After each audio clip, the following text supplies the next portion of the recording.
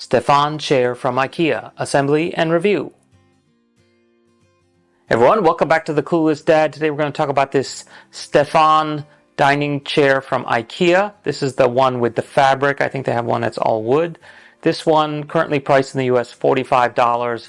I'm in Japan right now. I paid 6,000 yen. Thanks to the current exchange rate, actually only $42. You can get even cheaper in Hong Kong where I'm normally based.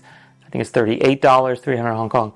So your mileage may vary. Obviously, prices going up a lot now because of inflation. So buy it soon because the price is probably going to go up. Anyway, I actually bought 4 of these. I'm sitting on one. This is the second. Here's the third one, and I got one more to put together for obviously a dining set. So $45 is a little bit steep. Times 4, starting to get pricey. But if you want an IKEA chair that has basically it's not all wood, that has fabric on it and some padding, this is kind of the going price nowadays for a decent looking one. So anyway, yeah, this one not too bad compared to the ones I've been using in Hong Kong, which I've had for a number of years. I do notice that the sizes are a little bit, feels like a little bit smaller on the back here. So on the seat itself, it's like 42 centimeters at the widest point in the front. The back getting kind of narrow, only like 33 centimeters. So if you're extremely wide in the back, this might not be the chair for you. Total height of the back from the ground is 90 centimeters, and I believe the height of the seat is 46 centimeters, so about halfway. So take that into account with your table height and whatnot. It's actually super simple to put together. It's only some hex head bolts. So you basically need a 4mm Allen wrench, or obviously it comes with one. But if you want to go faster, use something like that, or a driver. And I used a rubber mallet, although you don't really need to drive the dowels in. You can basically just push them in by hand and kind of shove the wood together. So I've actually already filmed this one, and I'm going to play that in time lapse and then cut in a few places to explain some key details that I'll film right now handheld. So anyway, let's get going with that. 3, 2, 1, go. So first let me add that the assembly is actually pretty easy. I timed myself. I was able to do the second one in only like 12 minutes. And that's with a ratcheting wrench, but not like a power drill. So if you have like a power driver, I think you could do this thing in less than 10 minutes. But yeah, once you know what you're doing. So watch this video first and then see if you can beat that time.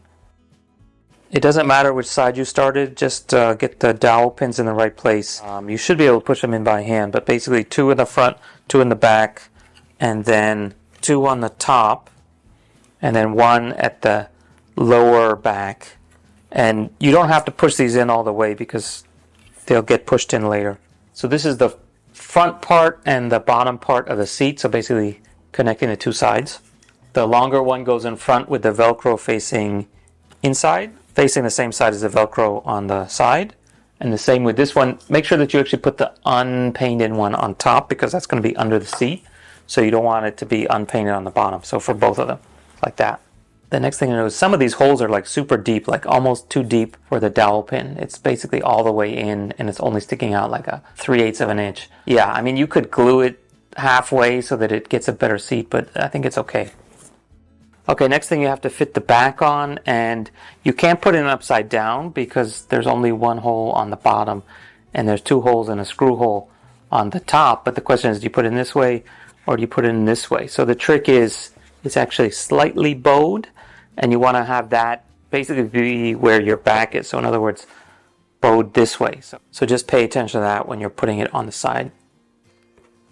Okay, so next up we have to put the rest of the dowel pins in. You can either put them into the parts you've assembled already or put them into the other side and just line them all up and push them in. So you can just push in with your hands, or you could use a mallet if you really want to. Now you want to get these screws in. There's 3 on each side. And as always with these IKEA things, get them in most of the way, but keep it loose a bit so that you can make sure that everything lines up once all the screws are in. So this is why the ratchet is better than using the included Allen wrench. Much faster. I can just do this if I want.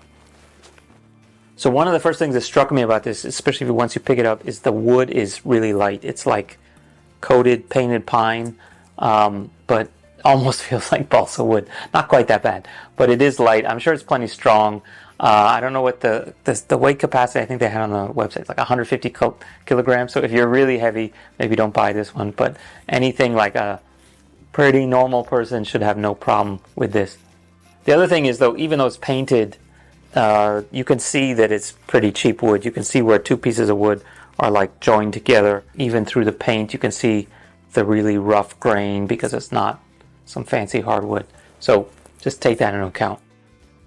Next to last step is to put the seat on. So this one is basically just fiberboard with this nylon cover on it, and then that goes underneath the actual fabric cover. So there's also a block here which keeps it in place. There's actually notches cut out. You might have to push some of the fabric aside to get it in there, but that goes in the back. So kind of push it back in place, and then when you let go, the foam will push that block against the inside here. So that Velcro on the bottom edge connects to the Velcro here.